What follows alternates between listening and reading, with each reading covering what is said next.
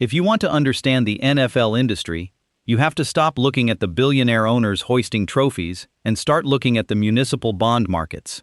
You probably think owning a professional football team is about selling tickets and jerseys. It is not.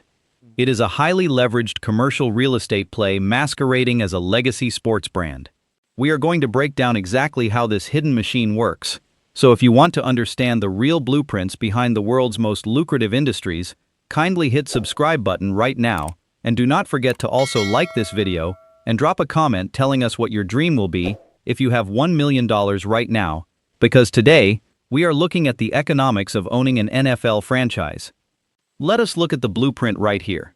You see the stadium, the massive training compound, the mixed-use entertainment district, but absolutely none of that matters until you scale the hidden capital wall.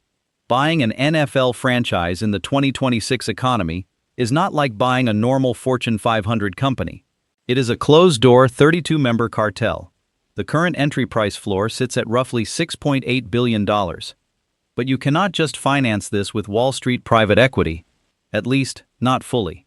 The league enforces draconian debt limits to protect the shield from over-leveraged bankruptcies. As the principal owner, you must personally hold at least 30% of the equity. That means you need over $2.1 billion in highly liquid cash just to sit at the negotiating table. You are not putting that on a corporate credit line. You are liquidating massive stock portfolios, divesting from other companies, and paying hundreds of millions in capital gains taxes just for the privilege of making a bid. Once you clear the ownership vote, the real financial bleeding begins. The team itself is practically useless without the concrete cathedral it plays in. If we draw out this section of the blueprint, you will see the modern stadium infrastructure. In the post-2024 supply chain reality, raw materials like specialized structural steel, high-density concrete, and advanced lithium-ion energy storage systems have absolutely surged in price. A state-of-the-art enclosed stadium now demands a minimum of $3.2 billion to construct, and with 2026 commercial development interest rates hovering around 5.5%, the debt servicing alone on a standard billion-dollar stadium loan will bleed roughly $55 million a year before a single ticket is ever scanned at the gates. Then comes the relentless bureaucracy. You have to secure zoning rights, pass aggressive environmental clearances for traffic impact, and establish entirely new municipal tax districts. You are negotiating with city councils to issue municipal bonds to subsidize your concrete behemoth through tax increment financing. It takes 3 to 5 years of legal warfare and political lobbying, costing upward of $40 million in legal retainers alone, just to break ground on the project. Let us talk about the specific architectural demands. You cannot just build a basic concrete bowl anymore. The league mandates specific luxury suite ratios, high-density Wi-Fi nodes capable of handling 80,000 simultaneous video streams, and advanced broadcast lighting rigs. If your proposed stadium does not meet these exact technological blueprints, the league will not approve the relocation or the new build. This forces you to hire specialized sports architecture firms that charge absolute premiums for their designs. You also have to build the hidden infrastructure. A modern franchise requires a dedicated $200 million practice and recovery compound. You are buying high-end suburban land, outfitting it with hyperbaric chambers, underwater treadmills, and secure data centers for film study. You are effectively acting as a highly leveraged municipal developer taking on immense public scrutiny. These fixed costs are exactly what bankrupts 30% of new owners in the broader sports industry. But we will get to that disaster in a minute. So how does this behemoth actually make its money back? It is not from selling $40 hot dogs and foam fingers to the local fan base. An NFL team is not a sports team. It is a live content licensing firm combined with a commercial real estate trust. If you look at the blueprint of our revenue streams right here on the screen, the massive pipe feeding the entire structure is national media rights. In 2026, the league's broadcast and streaming contracts distribute roughly $450 million to every single team, completely equally. It is a socialist utopia for billionaires. No matter how terrible your team performs on the field, no matter how empty your stadium gets on a Sunday, that check clears every single year. But that is just the baseline floor. The shadow model operates within the local revenue, the money you extract directly from your market and never have to share with the other 31 owners. Let us draw out the stadium seating chart. You think people are buying tickets. They are actually extending zero-interest loans to the owner through something called personal seat licenses, or PSLS. To even have the right to buy a season ticket, a fan must purchase a PSL for anywhere from $5,000 to $100,000 depending on the sightline. When you build a new stadium, you can extract over $500 million in PSL capital upfront. It is an interest-free cash injection directly from your captive audience. You use their money to pay down your 5.5% construction debt. It is an absolute masterclass in capital arbitrage. Then there is the B2B extraction. Look at the naming rights, the luxury suites, the official data partnerships. In 2026, tech companies and algorithmic betting firms are desperately fighting for live sports integration. A 10-year stadium naming rights deal now commands upwards of $30 million annually. But the extraction goes much deeper. The team sells the localized millisecond by millisecond biometric and tracking data of its players to sportsbooks and analytics firms. Let us talk about the merchandise. You might think selling a $150 jersey is highly profitable. It is, but you do not keep most of it. Merchandise revenue is largely pooled and split among the 32 teams. The shadow model operates in the exclusive, high-end stadium club memberships. You are charging corporate executives $10,000 a year just for access to a private lounge beneath the stadium, where they can buy top-shelf liquor and network with other executives. That money stays completely in your pocket. But the real shadow economy lies in the concrete surrounding the stadium. Modern franchises act as anchor tenants for sprawling mixed-use real estate developments. You buy the adjacent parking lots and industrial zones years before the new stadium is officially announced to the public. You build luxury condos, massive retail spaces, corporate office parks, and branded sportsbooks directly adjacent to the stadium footprint. You own the land, and the team creates a perpetual localized economic boom, generating wealth out of thin air. You essentially build a mini-city where you are the ultimate landlord, and the football games are just the marketing tool to drive foot traffic to your real estate assets. The fact that they make 40% of their revenue just from adjacent commercial real estate appreciation is exactly why we build these case studies on Blueprint Economics. Make sure you are subscribed so you do not miss our next breakdown, but to understand why that 40% is so critical, you have to look at their monstrous operating expenses. Because running this machine is a logistical and actuarial nightmare. The human capital is capped by the league's salary cap, hovering around $280 million in 2026. But the off-field costs are exploding exponentially. Let us look at the IT and data infrastructure. A modern franchise operates like a tech company. Teams are spending upwards of $15 million a year on cybersecurity infrastructure just to protect proprietary scouting algorithms, ticketing databases, and biometric player data from corporate espionage and ransomware attacks.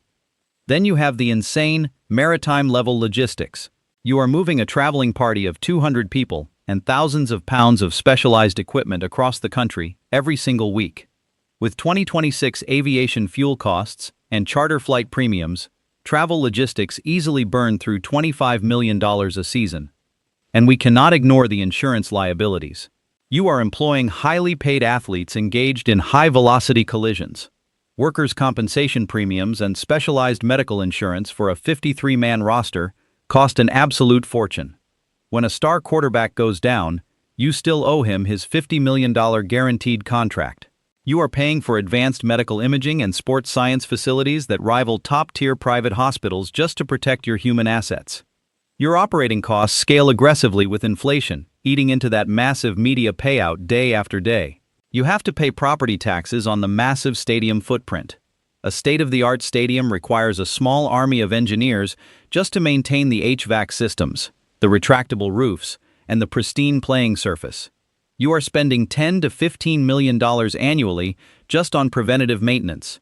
If you defer that maintenance to save cash, your asset degrades, and you lose the ability to host highly lucrative non-football events like massive summer stadium tours or global soccer exhibitions. You have to staff thousands of part-time security and hospitality workers on game days, dealing with surging minimum wage requirements and union negotiations. The national media check covers the roster, but the sprawling operational bloat must be fed by your local revenue engine. If that engine stutters, the entire financial blueprint starts to crack. This brings us to the system failure. The NFL is often called recession-proof. That is a lie. The league itself might be bulletproof, but the individual owners are highly vulnerable to localized liquidity crises. Remember those strict debt limits? Remember the massive fixed costs of the stadium construction and the bloated operational overhead? Here is the hidden mechanic that destroys sports empires. It is called the minority partner squeeze. When you buy a team for $7 billion, you are rarely doing it alone. You are scraping together a consortium of minority investors. You have limited partners. But 20 years later, those investors want out. By 2026 valuations, a 5% stake in a standard franchise might be worth $400 million. Under league rules, if an owner wants to sell their share, the principal owner often has to buy them out to maintain control and keep outside corporate entities away from the boardroom. But all of your wealth is entirely illiquid. It is trapped in the concrete of the stadium and the theoretical, paper valuation of the franchise brand. When macroeconomic interest rates spiked over the last few years, the cost of borrowing cash to buy out these minority partners effectively doubled. You are suddenly forced to take on massive, high-interest institutional debt just to keep control of your own team. Your fixed operating costs remain astronomical. Your debt service completely eats your available cash flow. Because you have no cash, you cannot pay for the necessary stadium renovations, which means you lose the bid to host a Super Bowl, which means your adjacent real estate drops in value, and your high-end corporate sponsors refuse to renew their luxury suite leases. Furthermore, consider the looming threat of the broadcasting bubble. By 2026, the traditional cable television model is fully fracturing.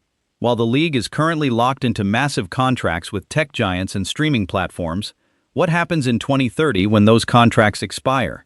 If algorithmic streaming services realize they are overpaying for the rights, the national media check could stagnate. If that massive revenue pipe stops growing, the highly leveraged owners who bought in at $9 billion valuations will suddenly find themselves underwater on their debt obligations. The system is predicated on perpetual, aggressive growth. When the growth stops, the leverage crushes you.